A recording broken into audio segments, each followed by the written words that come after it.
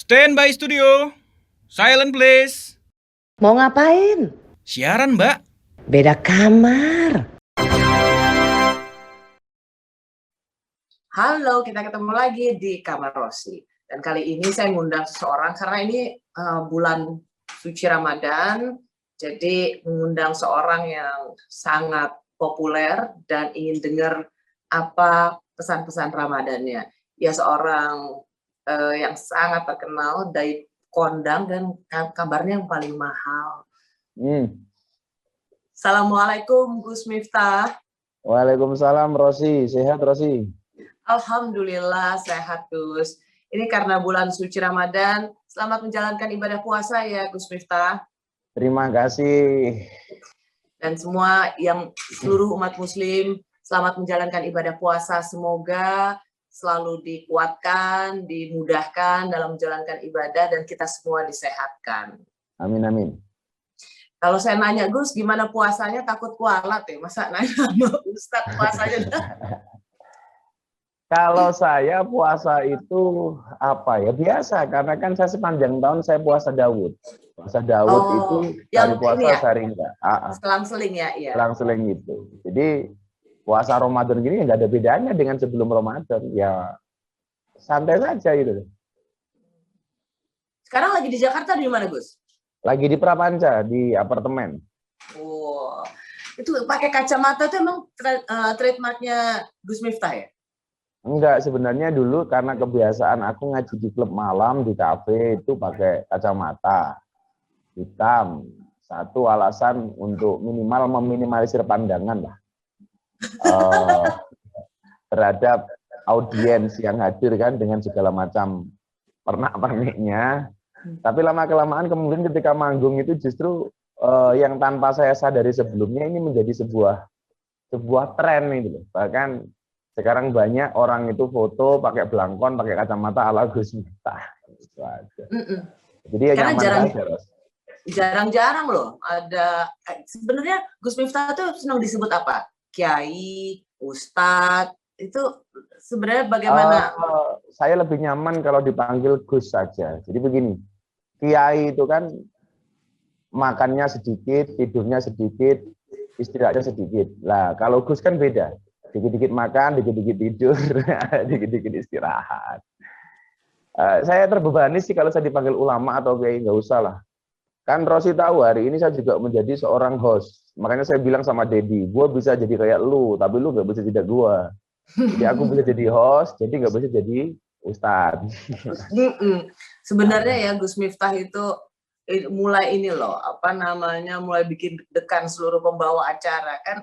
Ceramah udah, sekarang bawain acara udah, mbok ya udahlah, ngono ngono toh Gus. Ya, atau barangkali juga pola pikirnya dibalik. Saya yang berevolusi menjadi host, Rosi berevolusi menjadi ustazah. Ustazah. Saya pikir itu bagian dari mensyukuri apa yang kemudian menjadi anugerahnya Allah gitu saja, Ros. Lu mungkin punya potensi di situ ya. Ya alhamdulillah lah, minimal share-nya tinggi. Dengar-dengar kalau manggil Gus Miftah untuk ceramah itu katanya ya, ini aku baca katanya ada artikel manggilnya 3M sampai 7,5 M. Jadi beberapa tahun yang lalu aku diwawancarai sama wartawan. Saya ditanya, tarif mengundang Gus Miftah itu bagaimana? Saya bilang, dia bilang begitu. Saya jawab, ada yang 3M. 3 miliar? Bukan. Apa yang 3M? Matur nuwun Mas Miftah. Sampai 7,5 M. 7,5 M itu kalau bahasa Jawa nih, 7,5 M. 7,5 M itu artinya pitulungan setengah maksa. Pertolongan setengah maksa lah. Karena memang saya dalam ini, Ros, itu saya memperlakukan subsidi silang. Di satu sisi kalau ada pejabat, apa BUMN atau apa, ya, atau apalagi pejabat yang kemudian butuh menghadirkan banyak orang di lapangan, apa enggak lucu gitu loh ketika kita hanya diundangnya sekedar lillahi ta'ala. Sementara mereka punya kepentingan, Ros. Ya, katakanlah begini, ada calon kepala daerah ngundang, butuh mengumpulkan banyak orang dengan kehadiran Gus Miftah, bahkan sampai 20.000, 25.000 orang. kita dituntut untuk datang seperti lugunya seorang ustadz. Ini bagi saya nggak rasional, ya kan? Maka dengan orang-orang seperti itu ya tentunya kita adalah apa namanya pembicaraan. Tetapi di satu sisi ketika saya harus datang ke pegunungan, di desa-desa dan lain sebagainya, ya saya nggak akan mungkin ngomong itu. Gitu. Bahkan kalau bisa saya nyubsidi mereka, itulah yang saya sampaikan subsidi silang barangkali. Jadi ada waktunya komersial juga ya Gus? Bahasa tepatnya sih saya bukan komersil ya, karena adapun panitia yang transfer itu sudah saya biasakan untuk langsung ke rekening yayasan, rekening pondok. Dan Rosi tahu saya bikin pesantren kebangsaan di tengah kampung Nasrani. Kampung saya itu 60% Katolik. Saya punya pesantren di situ dan diterima dengan baik. Dan semua santri saya itu free, makan, minum, pendidikan di pondok semuanya free. Dan sampai hari ini saya belum pernah kemudian buat proposal minta-minta dan lain sebagainya. Karena saya punya prinsip boleh menerima tapi tidak boleh minta. Ya, betul sih. Gitu. Cuman wajar sih menurut aku juga kalau misalnya sebuah acara besar, akbar, yang ngundang juga mampu, ya kebangetan sih kalau tidak memberikan yang pantas. Jadi juga saya begini loh, saya punya pengalaman begini. Satu saat saya diundang sama seorang wali kota. Kebetulan acara dihandle oleh event organizer. Nah, kebetulan wali kota ini kawan saya. Setelah saya pulang, saya ditanya, mohon maaf bro, tadi sama panitia yang handle, you dikasih berapa? Satu saat begitu.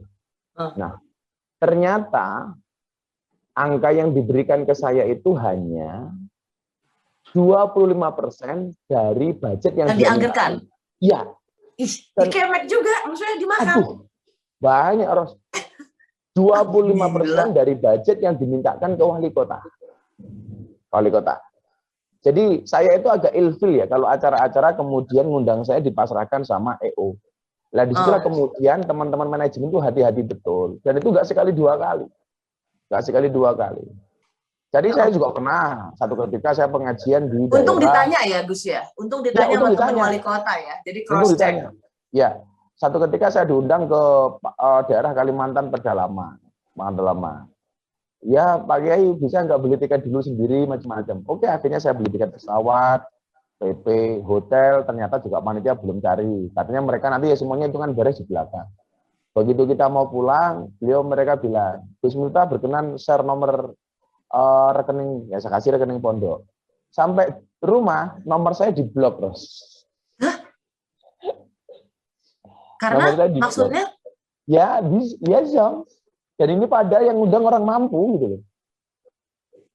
Astaga. Itulah saya bilang 7,5 M, pertolongan setengah maksa itu ya itu, salah satu. Ya, saya nggak munafik ya. Satu sisi, saya banyak barangkali ada orang menghargai kita sampai menurut saya itu wow lah itu. Wow. Tapi di satu sisi juga banyak kasus-kasus seperti itu, terutama yang kemudian dihandle sama teman-teman EO. Saya nggak seujon sama EO ya. Tapi kebetulan beberapa kali teman-teman EO itu memperlakukan kita seperti itu.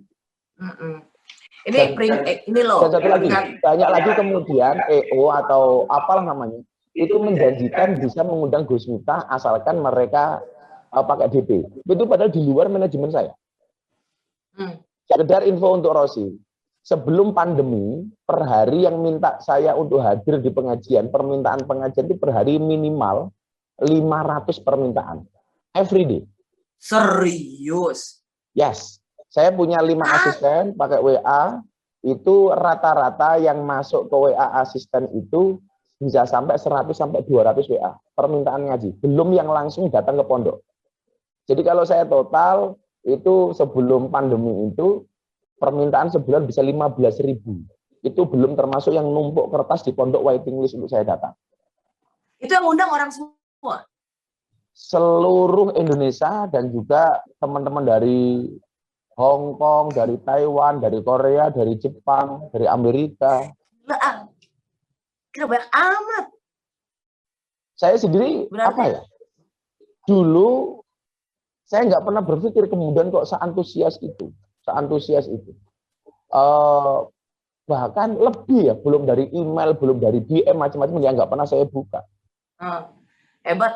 Itu cuman aku mau menekankan tuh buat teman-teman para IO atau event organizer, jangan suka markup ininya Gus Miftah, udah ketahuan loh. Dan sering kali nggak cuman satu case gitu loh. Sangat sering nggak sih? Kasihan, ternyata honornya juga sering dikutip sama orang. Jadi kalau video kita di YouTube sering diedit, ternyata honor kita juga sering diedit sama orang. Saya lebih menghargai pada orang-orang yang begini. Gus, ini ada fee sekian nih. Kita sebagai EO boleh nggak kita minta? Itu saya lebih menghargai di depan. Ya. Ini ada 10 nih, boleh nggak kita minta 1 gitu atau 2? Itu bagi saya menghargai kejujurannya sih. Dan lebih baik ngomong di depan ya daripada ngomongnya fee-nya sekian, sebenarnya itu udah di markup tapi tetap dipoto. Gus, menurut Gus Miftah tuh kenapa orang tuh mau undang Gus Miftah? Sehingga tadi di awal kan aku bilang sebenarnya Gus Miftah ini seleb loh. Gini loh, jadi apa ya? Sebelum kemudian orang mengenal saya secara luas, saya sudah diundang oleh seluruh Indonesia dari panggung ke panggung.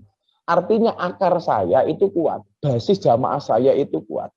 Maka ketika kemudian saya menjadi viral, bahkan barangkali di luar ekspektasi saya. Saya dalam waktu 1 tahun, Ros, itu pernah benar-benar super viral. Tahun berapa yang dua-duanya bukan by design, betul-betul alami yang saya tidak pernah menyangka itu menjadi viral seperti itu. Nah, ketika kemudian saya muncul, orang-orang di bawah itu, ya lumrah lah Gus Miftah itu muncul yang perjuangannya dari panggung ke panggung seperti itu. Beda mungkin ketika kemudian saya dikenal media dulu, baru dikenal masyarakat. Beda nggak sih, beda kan? Jadi saya dikenal masyarakat dulu, baru kemudian dikenal media. Atau jadi orang yang kemudian besar karena didesain sama media.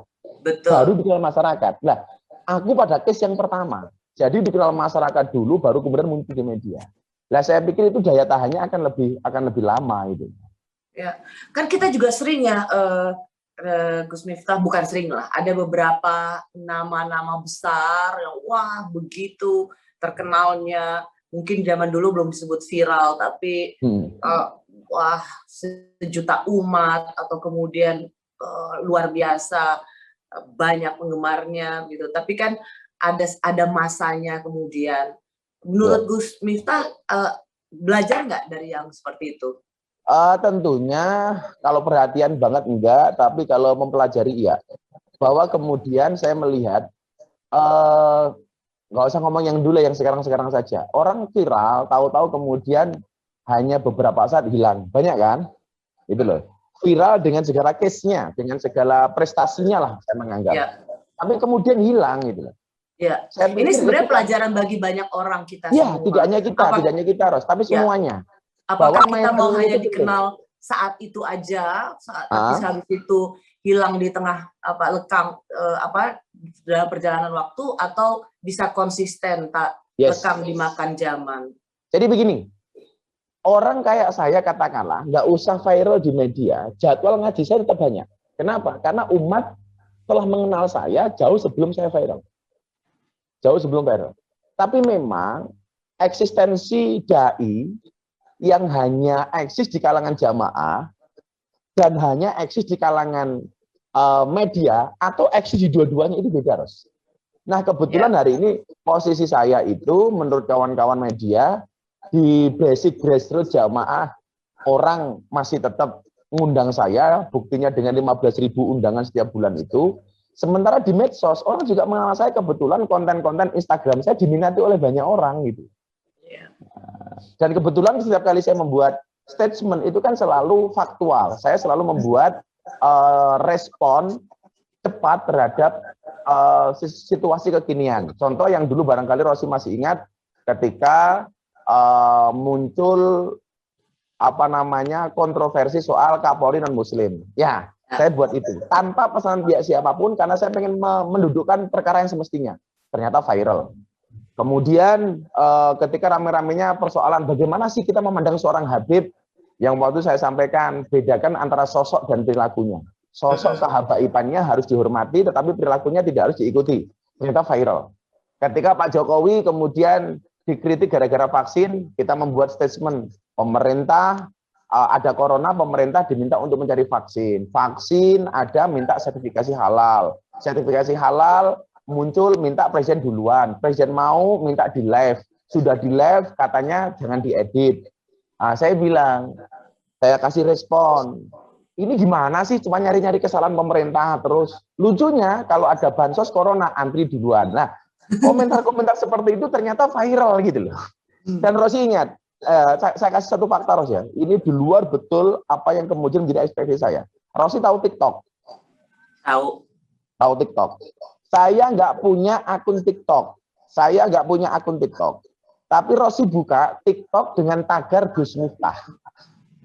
Dengan tagar Gus Miftah itu puluhan tagar dan yang paling tinggi berapa tagarnya? 162 juta.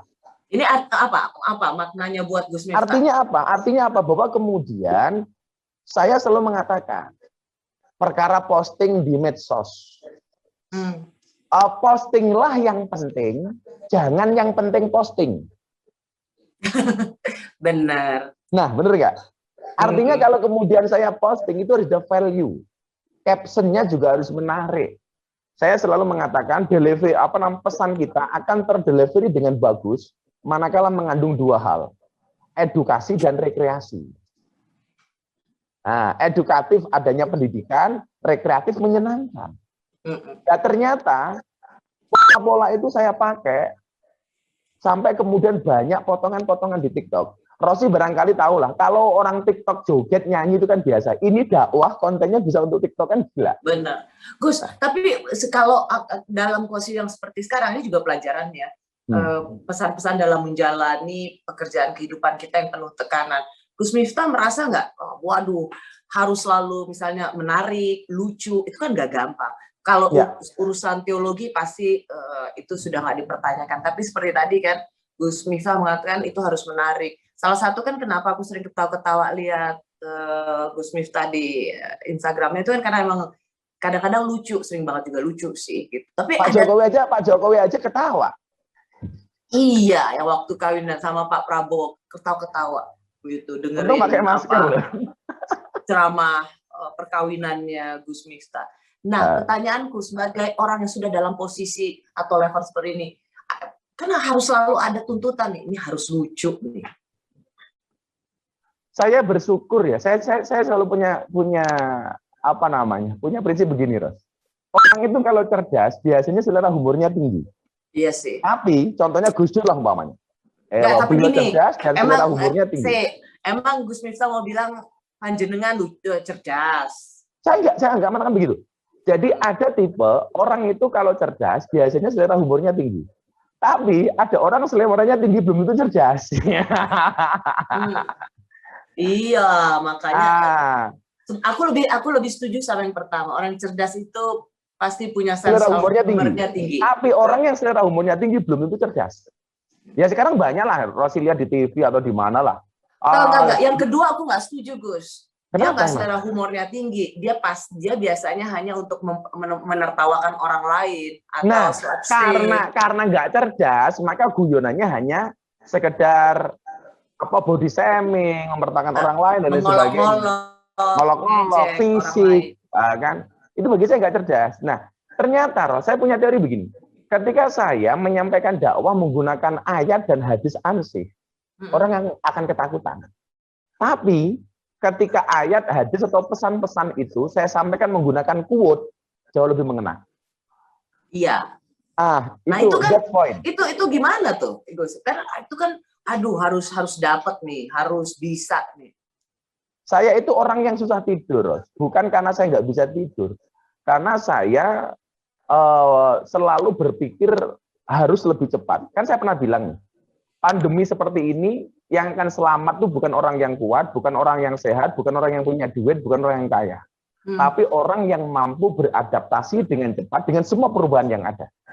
Nah, perubahan itu dalam semua lini, termasuk medsos, termasuk dakwah, dan lain sebagainya. Saya waktu itu mikir, saya ketemu sama almarhum Didi Kempot, kebetulan beliau banyak ngomong sama saya lah. Saya bilang sama almarhum, bro, Om Didi Kempot ini enak, bisa mengambiarkan hati orang dengan lagu, bener kan?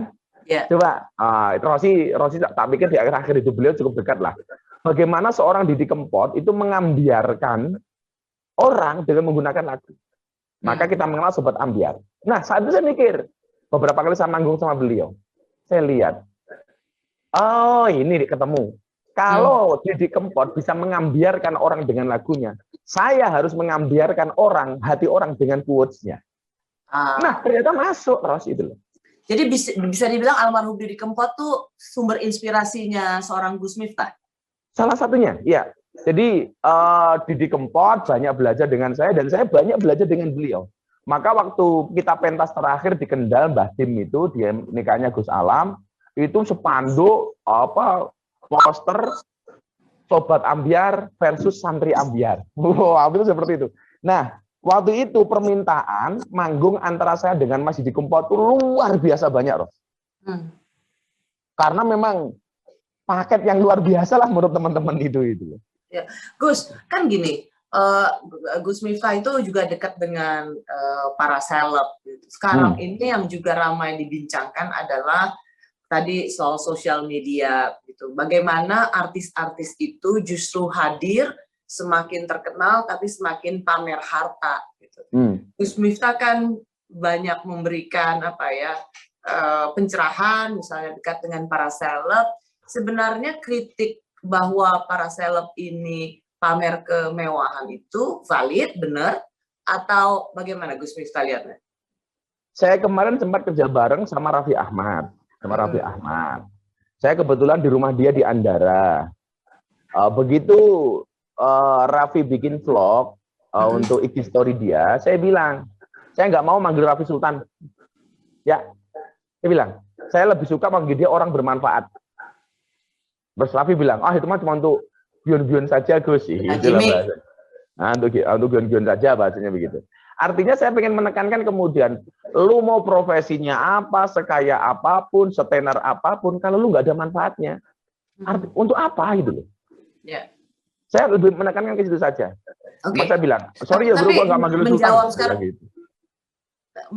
Menjawab ada Ade Armando, dia seorang dosen komunikasi di Universitas Indonesia. Dia menyebut beberapa nama artis yang pasti juga Gus Miftah tahu, jangan dong pamer kekayaan seperti itu, karena masih banyak orang yang hidupnya susah, sementara mereka kan teladan. Nah ini kan termasuk, Gus Miftah kan memberikan mujangan pernikahan kepada Atta dan Aurel. Ya. Menurut Gus Saya sering mengatakan sama teman-teman seleb begini, dakwah itu bukan profesi, tapi apapun profesinya harus berdakwah. Artinya apa? Dakwah itu kan tidak harus menjadi ustadz seperti saya. Seorang host pun itu bisa berdakwah, tentunya dengan akhlaknya salah satunya. Selebritis juga bisa berdakwah. Salah satu dengan apa? Dengan contoh uswatun hasanah. Dengan contoh-contoh yang kemudian bisa dilihat oleh masyarakat. Itulah alasan kenapa saya menyetujui ketika Atta itu pengen segera menikahi Aurel sebelum Ramadan. Saya sudah minta pernikahan mereka itu dilangsungkan. Saya sudah sarankan kepada Mas Anang Ramadan tahun kemarin. Bro, keluarga kalian tuh keluarga seleb. Ya kalau Atta pacaran kelamaan sama Aurel, ini nggak bagus.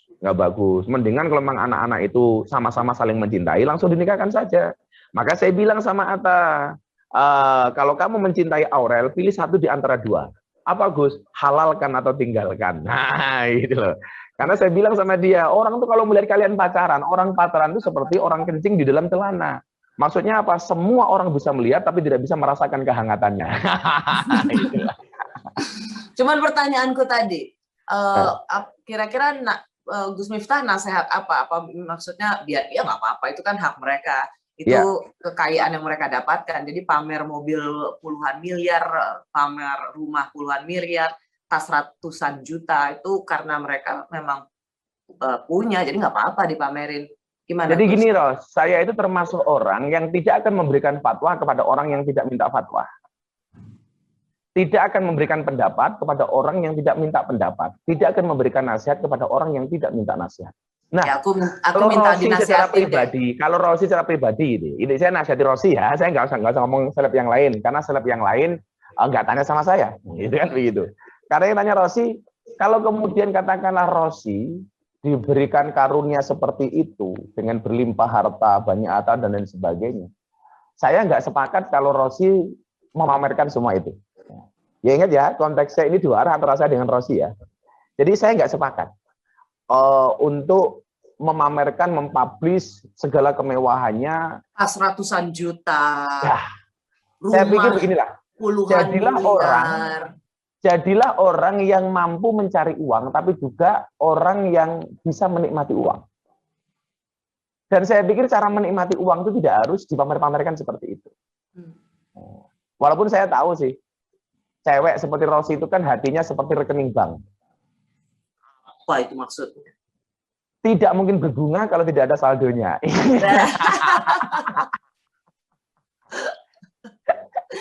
Gus, memang ini jadi rame loh soal artis pamer seleb pamer harta kekayaan dimasukin ke sosial media. Karena kemudian dijawab jangan iri dong, atau iri tanda tak mampu. Sehat nggak sebenarnya konversasi semacam ini? Saya pikir begini ya, bedakan antara pamer dengan mengapresiasi. Kita tuh sering, Ros, mengapresiasi orang lain, tapi tidak pernah mengapresiasi diri kita sendiri. Inilah orang yang bisa mencari uang dan tidak bisa menikmati uang. Kalau konteksnya mengapresiasi, saya pikir never mind ya. Tapi tentunya dengan cara yang tidak berlebih-lebihan. Tidak berlebih-lebihan. Hari ini kan gara-gara sebenarnya itu kenapa muncul pamer rekening ATM, pamer macam-macam. Itu karena saya pikir tuntutan konten. Iya. Makanya coba dilihat kadang-kadang mobil dari A ke si B, B, si C, terus seperti itu. Dan padahal saya pikir kita bikin konten nggak harus seperti itulah, ngobrol seperti itu jadi konten gitu. Nah itulah. Iya. Jadi saya pikir kalau kemudian mereka memposting sekali dua kali di Instagram atau di medsos dalam rangka mengapresiasi bahwa mereka mampu untuk melakukan itu, bekerja, menghargai pekerjaan mereka, saya pikir nggak ada masalah. Tetapi kalau terus-menerus seperti itu ya saya pikir nggak sehat, gitu loh. Nah. Tapi Ya, kalau sometimes saya pengen mengapresiasi kinerja saya, kemampuan saya makan di tempat yang mewah, atau sekali-kali saya naik mobil mewah sama istri saya pikir tidak ada masalah. Tapi kalau setiap saat kita disuguhi seperti itu, aduh, nggak sehat lah. Iya, ya. Ini penting Gus, kenapa Gus dari mulut seorang Gus Miftah mengatakan ini, karena begini, ini kan generasi milenial ini kan generasi sosial media. Jangan sampai ada perubahan pencapaian dalam hidup mereka yang hanya bersentris atau berpusat pada yang disebut dengan materialisme atau barang-barang mewah. Pencapaian hidup itu kan juga harus diajarkan pada mereka itu lebih daripada sekedar memiliki barang mewah. Gitu loh Gus. Karena tadi saya bilang sama Rossi, jangan sampai kita menjadi orang yang bisa mencari uang tapi tidak bisa menikmati uang.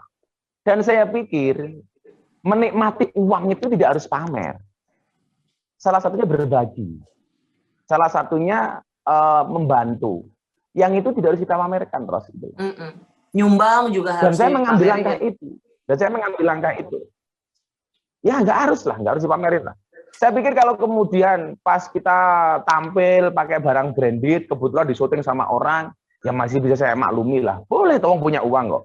Yang namanya nggak boleh itu ketika kita nggak punya uang tapi dipaksakan untuk beli barang-barang yang branded.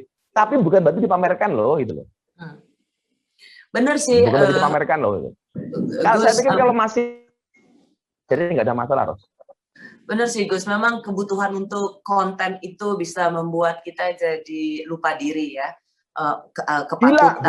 Gila sudah. Dan kepantasan gitu. Memang lucu sih komentar para netizen soal pamer harta para artis ini, kemudian kan membandingkan dengan seleb-seleb dunia gitu. Mereka tuh nggak akan pernah membolehkan kamera itu menelisik kamar tidurnya, masuk ke rumahnya, nggak boleh. Bahkan paparazzi itu butuh helikopter untuk melihat rumahnya Madonna. Itu jadi sering dibedakan ya, memang beda sih antara seleb dunia yang justru rumah dan barang pribadi mereka yang mahalnya luar biasa itu adalah wilayah private, bukan untuk dipertontonkan pada publik. Jadi lucu juga komentar para netizen. Iya, emang bener itu loh. Ya apa ya? Saya pikir atau OKB juga enggak sih, wong kaya lama juga udah banyak juga itu loh. Tapi saya pikir orang yang bener-bener kaya itu tidak akan suka pamer. Bener. Orang bener-bener kaya. Konglomerat yang saya memang Ustadz Deso lah, tapi saya punya banyak sekian teman konglomerat. Dan teman-teman konglomerat itu justru tidak pernah kemudian memamerkan kekayaannya itu. Apalagi di era-era pandemi seperti inilah yang banyak orang susah.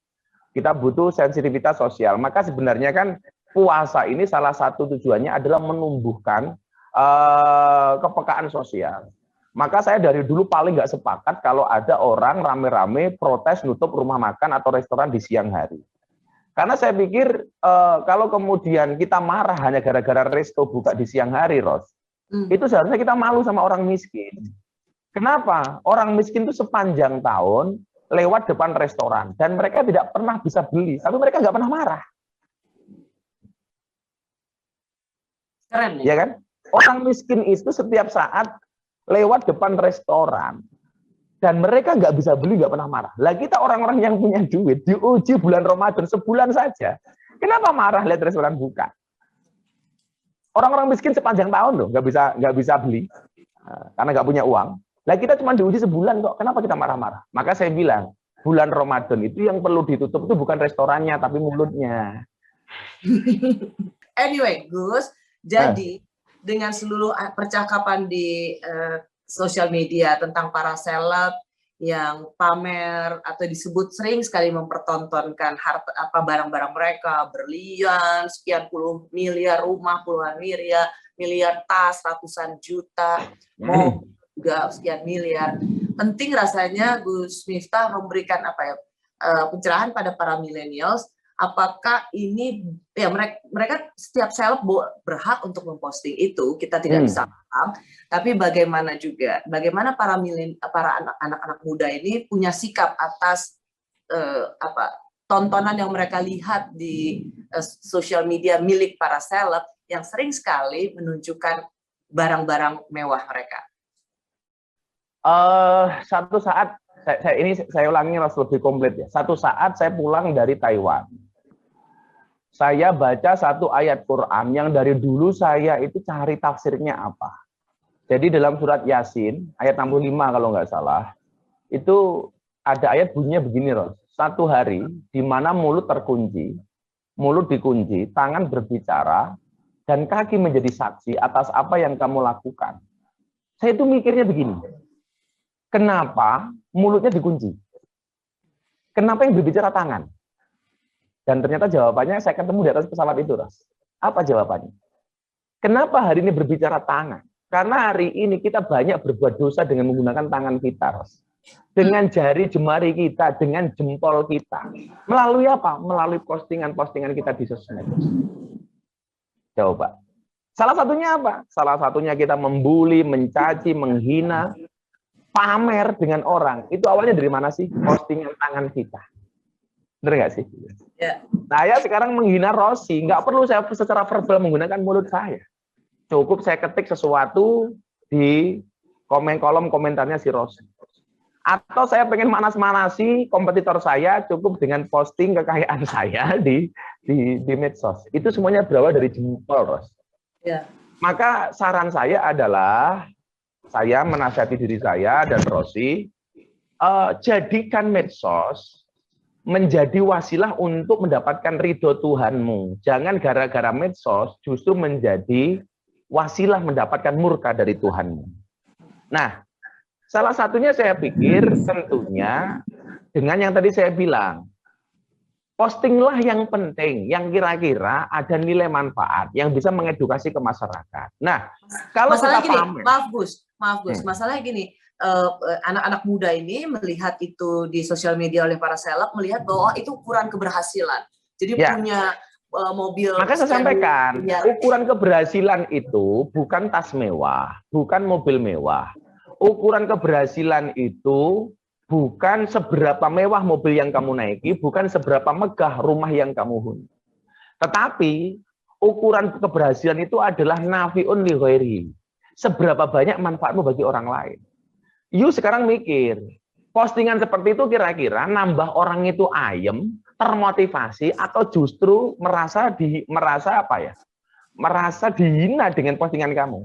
Ada nggak manfaat yang kamu berikan kepada itu? Maka teman-teman, kalau kemudian gara-gara postingan itu kaum milenialis termotivasi untuk bisa menjadi seperti mereka, saya pikir nggak ada masalah. Tapi kalau kemudian itu justru menyakiti hati mereka, kenapa kita post? Untuk apa kita post? Nah, sekarang dalam konteks keindonesiaan, kira-kira dengan postingan seperti itu, memberikan motivasikah atau justru sebenarnya menyakiti mereka? Nah, saya pikir tetap saja ada yang termotivasi, tapi juga saya yakin banyak yang tersakiti. Contoh begini, Ros. Ketika seseorang sedekah kemudian diposting, tanya sama saya, Gus, itu gimana kalau sedekah diposting? Berarti dia nggak ikhlas. Nanti dulu. Karena ikhlas nggak ikhlas itu kan yang tahu cuma kita dengan Allah. Ya kan? Kalau ada value, saya nggak ada urusan lu posting. Katakanlah begini, Rosi berbagi dengan 10.000 anak yatim. Diposting malah saya setuju. Kalau dulu ada ungkapan tangan kanan memberi tangan kiri tidak boleh tahu, sekarang saya balik. Tangan kanan memberi tangan kiri diajak. Dan kasihan tangan kiri sembunyi terus. Jadi diajak lah. Iya, diajak untuk bantu, tapi bukan kan itu kan filosofinya nggak perlu riak gitu loh, Gus. Iya, kalau soal pamer-pamer tadi harta, saya pikir kalau posting sekali, 2 kali hanya untuk apresiasi kinerja dia, nggak ada masalah. Tapi kalau terus-terusan, jelas itu tidak sehat. Jelas itu mengganggu. Ah, itu loh. Tapi kalau Anda pamer kebaikan, sedekah, macam-macam, saya dukung. Kenapa? Supaya ini menjadi syiar, orang lain juga mau untuk melakukan hal yang sama. Itu. Tapi kalau cuma pamer, macam-macam untuk apa?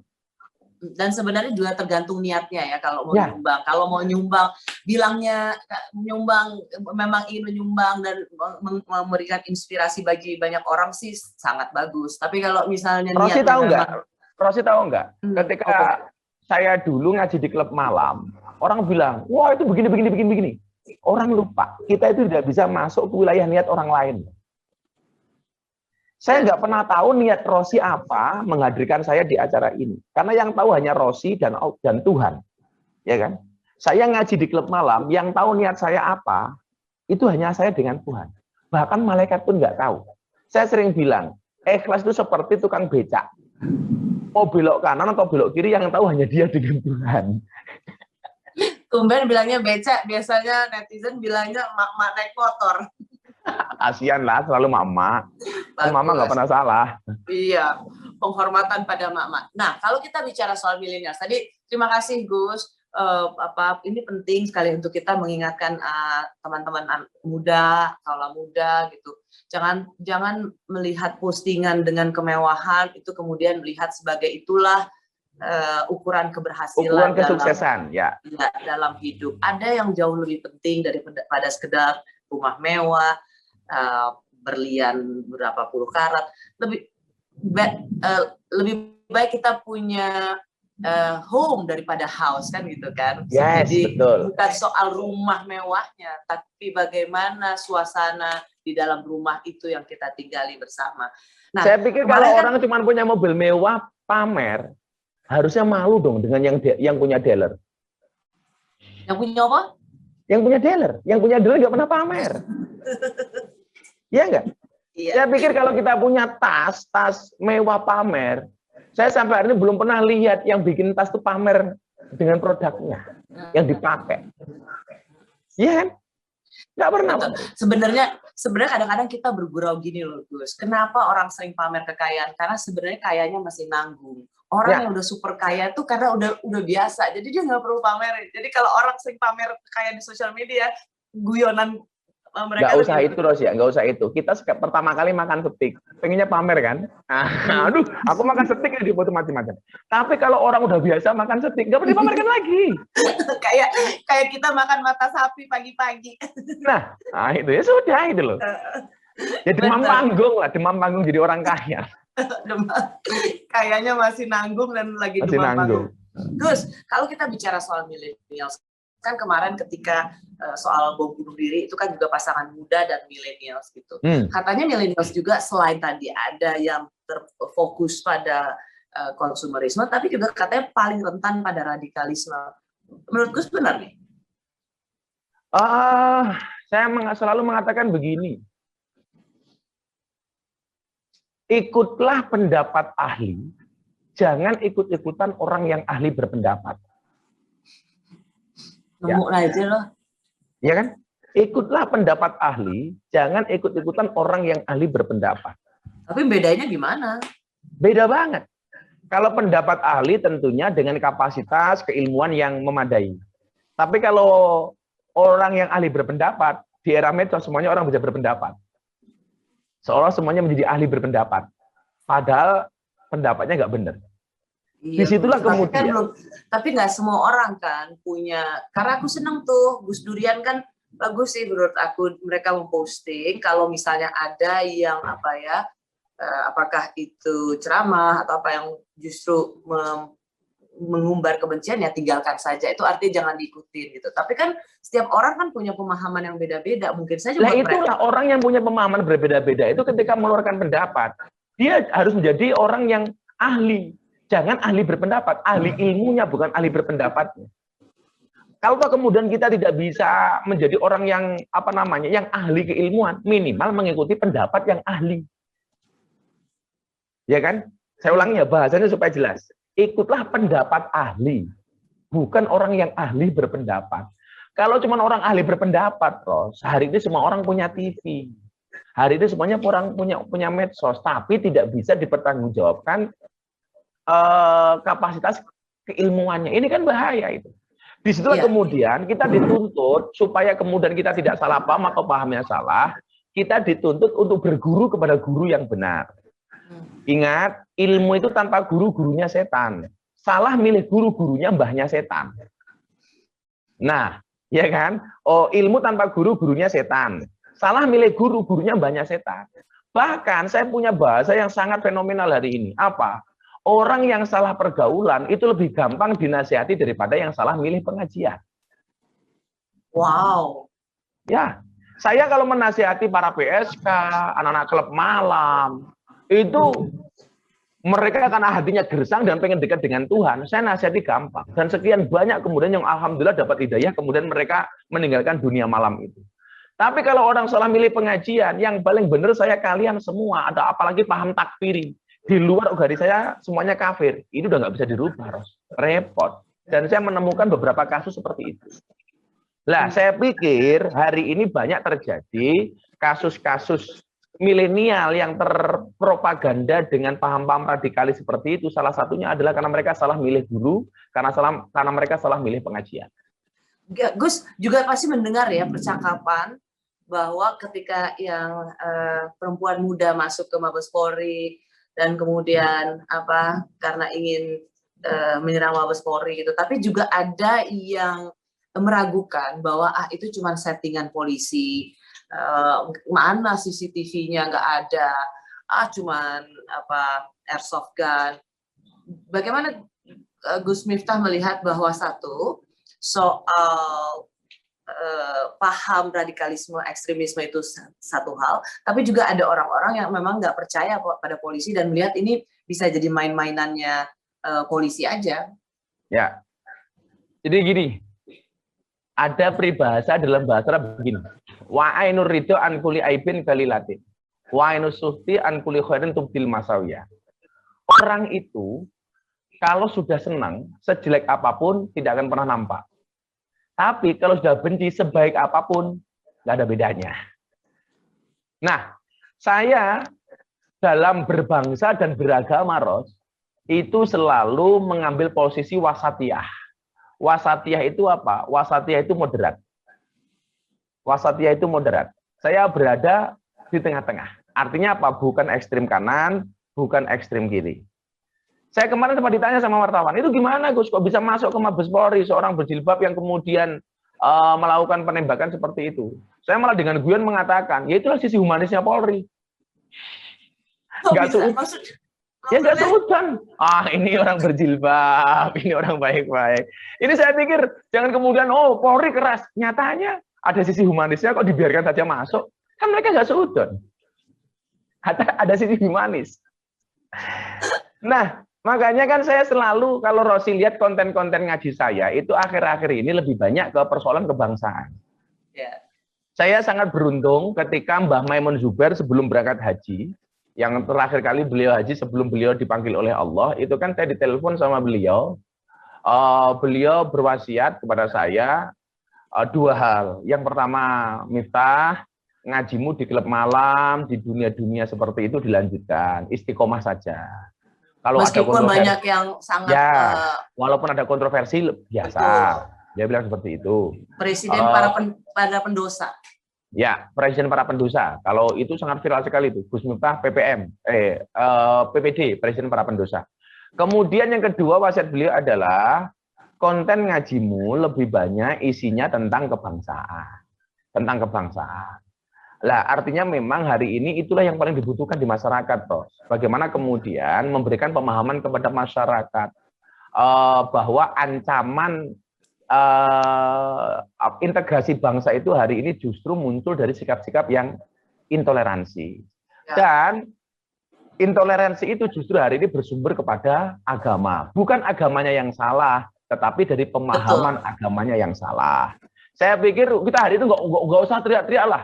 Teroris itu bukan ajaran Islam. Ya semua agama tidak ada yang mengajarkan kekerasan seperti itu. Nggak hanya Islam, Kristen, Katolik, Buddha, nggak ada yang mengajarkan.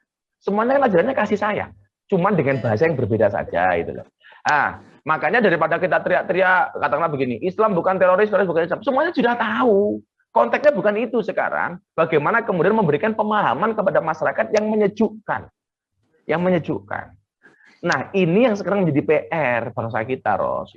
Ya, Gus, kan gini, banyak sekali itu tadi Gus Miftah, saya cukup terkejut ketika Gus Miftah bilang lebih mudah menasihatkan orang yang salah gaul daripada salah pengajian. Menurut Gus Miftah dengan sekarang juga konsep hijrah yang kemudian mendefinisikan apa itu riba, ada yang menurut Gus Miftah berbeda dari ini makna yang sesungguhnya nggak? Saya pikir begini ya, saya sangat apresiasi terhadap kawan-kawan yang katakanlah bahasanya bertaubat. Saya lebih suka menggunakan bahasa taubat daripada hijrah. Kalau saya pribadi ya, kalau saya kemudian kemarin jelek menjadi bagus, itu kan dalam rangka taubat, Ros, gitu kan? Dalam rangka taubat. Walaupun memang pengertian hijrah itu adalah al-hijratu man hajarus su. Hijrah itu adalah orang yang meninggalkan keburukan. Catatan saya adalah bagus, Anda hijrah bagus, Anda bertobat bagus. Kenapa harus seperti itu? Anda menjadi orang baik bagus. Tapi yang perlu dipahami adalah jangan kemudian ketika kita sudah baik, kemudian menganggap orang yang belum baik itu salah. Justru ketika ada orang-orang yang belum baik itu menjadi media Anda untuk berdakwah. Jangan dihakimi. Lah hari ini yang terjadi, saya punya banyak kawan yang tadinya nggak baik menjadi baik. Begitu baik. Itu mengambil alih wilayahnya Tuhan, menghakimi. Maka saya katakan kepada mereka, bro, ingat ya, Allah itu menciptakan manusia untuk saling mengenal dan menasehati, bukan untuk saling menilai dan menghakimi. Nah, ini dia poinnya. Tuhan menciptakan manusia untuk saling mengenal dan menasehati, bukan untuk saling menilai dan menghakimi. Acap kali kita itu menjadi jaksa dan hakim bagi kesalahan orang lain, tetapi menjadi pengacara bagi kesalahan kita sendiri. Kalau ada orang salah, kita hakimi. Ya, dengan kita tuntut. Tapi kalau kita salah, selalu saja kita membela diri. Nah, dalam konteks hijrah, saya angkat tangan. Saya hormat sama teman-teman seperti itu. Tetapi please, jangan pernah menghakimi kawan-kawan yang belum berhijrah. Kalau Anda hari ini berjilbab, luar biasa. Tapi jangan pernah kemudian menghakimi kawan-kawan yang belum berhijab. Mereka tidak butuh kamu hakimi, Bu, tapi butuh kamu nasihati. Contoh begini, Tidak semua orang mampu dakwah di klub malam kayak Gus Miftah. Yang perlu kamu lakukan bukan mencaci maki anak dunia malam, tapi doakan mereka. Kenapa? Karena doamu bisa menjadi wasilah hidayah bagi mereka. Tetapi sementara cacianmu tidak akan pernah mengubah karakter mereka. Nah, itu saja. Ya, yang aku banyak kamu tahu juga nih Gus, kan ini juga rame kan karena sudah ada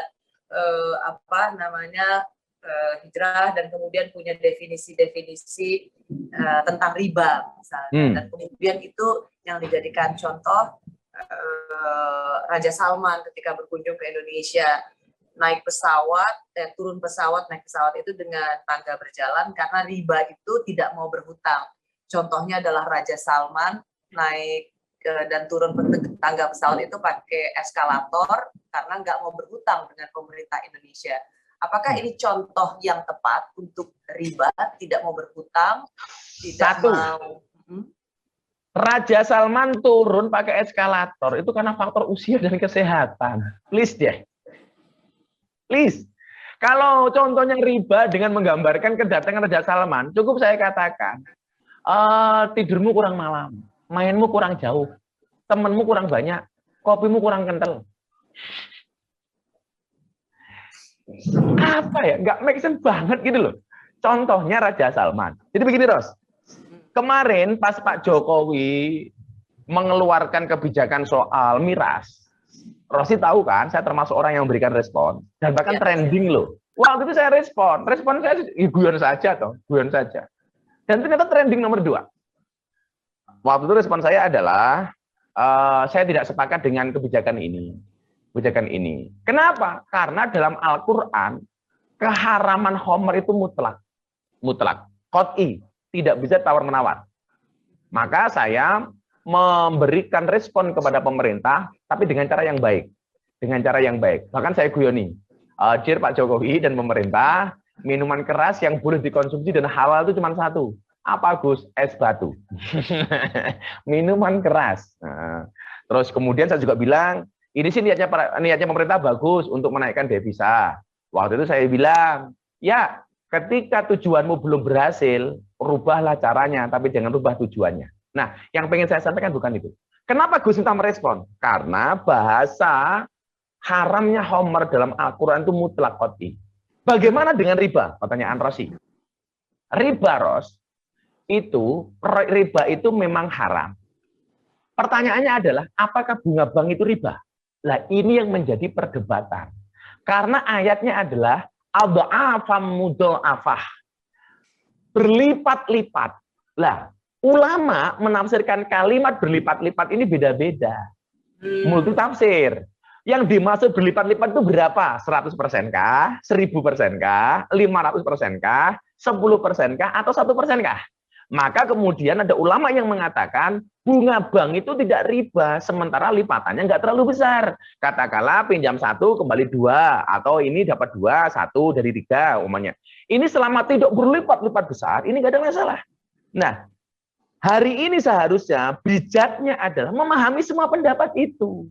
Dan ketika saya mengambil pendapat, katakanlah riba ya apa bunga bank yang tidak riba, saya juga punya dasar. Ketika Rosi mengatakan riba, juga punya dasar. Lah, di Indonesia itu yang mahal adalah rasa hormat kepada orang yang berbeda pendapat. Sehingga orang yang berbeda pendapat pasti dianggap musuh. Itu. Ya. Sama mungkin ini kali ya Gus ya, ketika memberi contoh itu jangan salah konteks ya. Nah, Rasulullah berhasil dakwah kenapa, Ros? Karena imbang antara pembawa risalah dengan risalah yang dibawa. Risalahnya Al-Quran, pembawa risalahnya sekelas Muhammad. Wow. Perpaduan yang so amazing. Pembawa risalahnya Muhammad, risalah yang dibawa Al-Quran. Nah sekarang, risalahnya Ros tetap Al-Quran. Tapi pembawa risalahnya hanya sekelas Miftah. Kan nggak balance gitu loh. Ya kan, hanya orang-orang sekelas kita.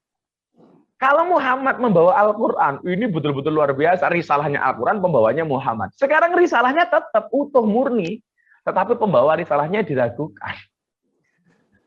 Ya, sering sekali memang ketika memberikan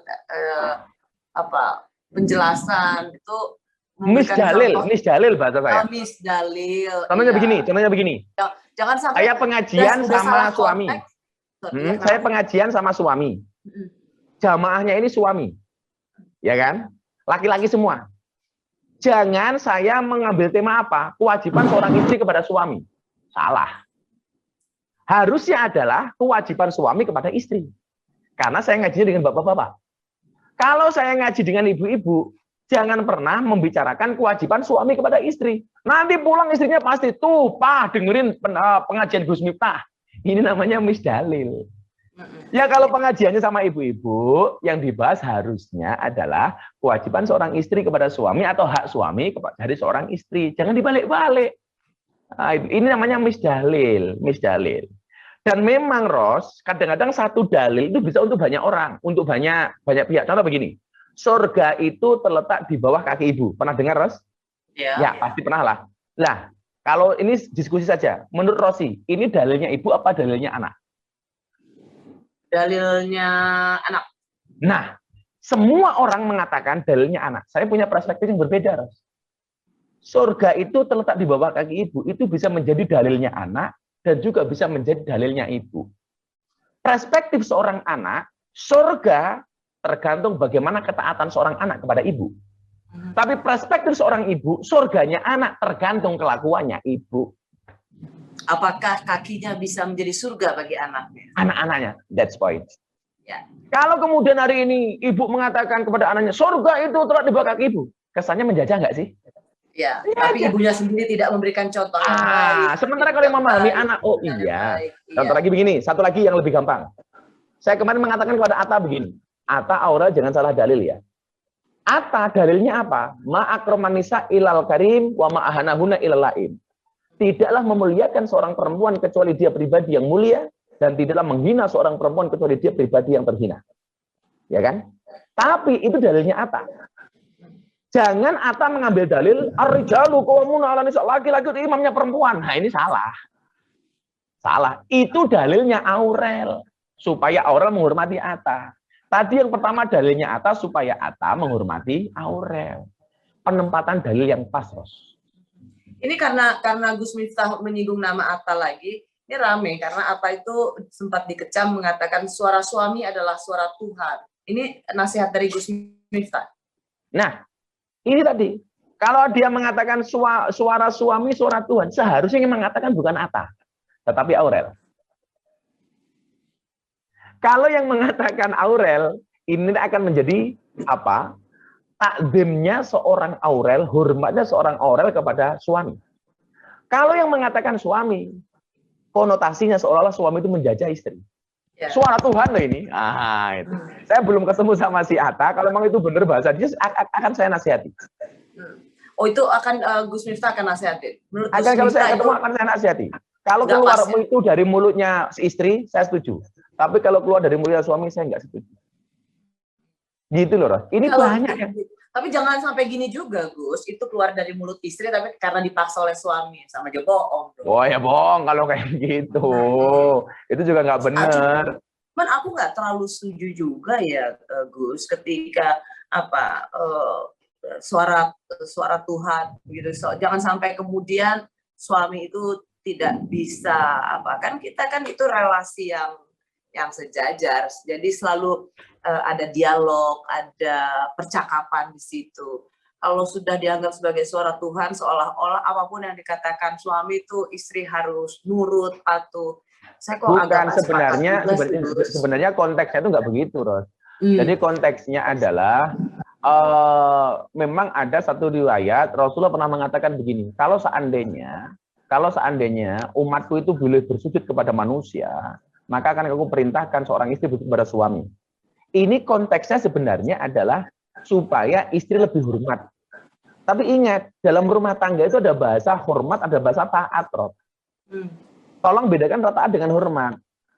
Al-hurmatu khairu minat ta'ah. Hormat itu harus lebih dahulukan daripada taat. Contoh begini. Tak kasih contoh begini, yang paling gampang. Saya ini santrinya Pak Kiai Said. Subuhan Pak Kiai perintah sama saya, Miftah kamu ngimami sholat. Ini perintah bukan? Perintah dong. Miftah, Ya. kamu imami sholat. Waktu itu saya bilang, mohon maaf Pak Kiai saja.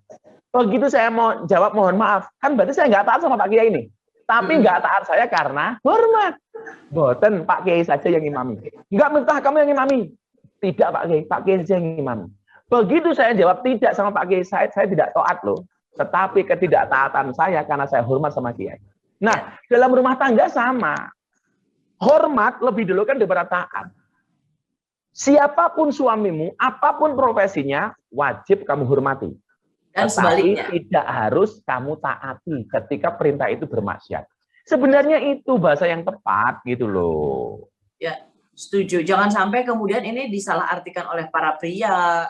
Oh jangan, itu penjajahan namanya, nggak boleh. Dan menjadikan bahwa apapun yang dikatakan oleh suami